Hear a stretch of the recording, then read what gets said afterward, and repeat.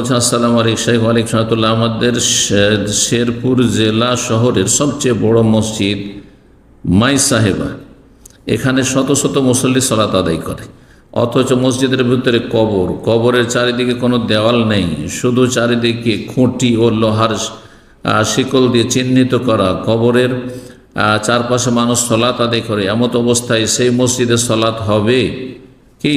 আর আমাদের করণীয় কি হতে পারে? না, এইরকম মসজিদে সালাত হবে না যে মসজিদের ভিতরে কবর আছে। মসজিদের ভিতরে যেসব জায়গায় নামাজ হয়, সালাত হয়, মসজিদের বারান্দায়, মসজিদের ভিতরে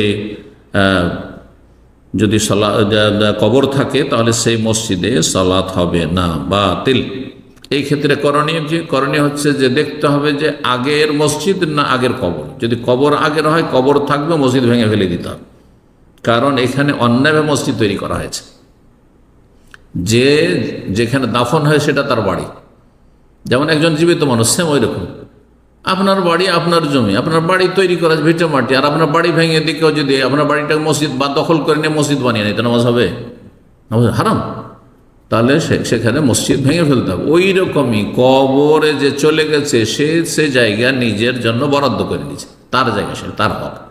সেখানে মসজিদ বানানো জায়েজ নাই, বাড়ি বানানো জায়েজ নাই, দোকানপাট বানানো জায়েজ নাই, কোনো কিছু রাস্তাঘাট বানানো জায়েজ নেই, যতক্ষণ জানছেন যেটি একজন মুসলিমের কবর, সেটাকে সুরক্ষিত রাখতে হবে।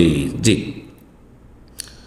যদি কবর আগের হয়, কবর বহাল থাকবে, মসজিদ ভেঙে ফেলতে হবে। মসজিদ আগের হয় আর কবর পরে দেওয়া হয়েছে, যদি এমনটা হয় তাহলে কবরগুলিকে সেখান থেকে সরিয়ে দিতে হবে। যদি হাড়হাড্ডি থাকে উঠিয়ে কবরস্থানে সসম্মানে দাফন করে দিতে হবে, আর সেই জায়গাগুলি একবার কবর থেকে মুক্ত করতে হবে। এমন মসজিদে নামাজ পড়া জায়েজ নাই যেই মসজিদে কবর রয়েছে, যে লানত রয়েছে এমন লোকদের ওপর। লানাতুল্লাহ আল ইয়াহুদি ওয়ান নাসারা, নবী সাল্লাল্লাহু আলাইহি ওয়াসাল্লাম, সহিহ বুখারী মুসলিম হাদিস। আল্লাহ ইহুদি এবং খ্রিস্টানদেরকে লানত করেছেন, কারণ কি? ইত্তাখাযু কুবুর আম্বিয়াহিম মাসাজিদা, তারা নবীগণের কবরগুলিকে মসজিদে পরিণত করেছিল। নবী কোথাও দাফন হয়েছেন আর ওখানে মসজিদ বানিয়ে ফেলেছে, আল্লাহ লানত হয়েছে। এই চরিত্র যদি মুসলিমদেরও থাকে, তাদের উপর লানত রয়েছে। এটা হচ্ছে উদ্দেশ্য। মা আয়েশা বলছে, ইউহাজ্জিরু মা সান্না, নবী সাল্লাল্লাহু আলাইহি ওয়াসাল্লাম উম্মতকে সতর্ক সাবধান করছে, এমন কাজ তোমরা করবে না যেমন ইহুদি খ্রিস্টানরা করেছে।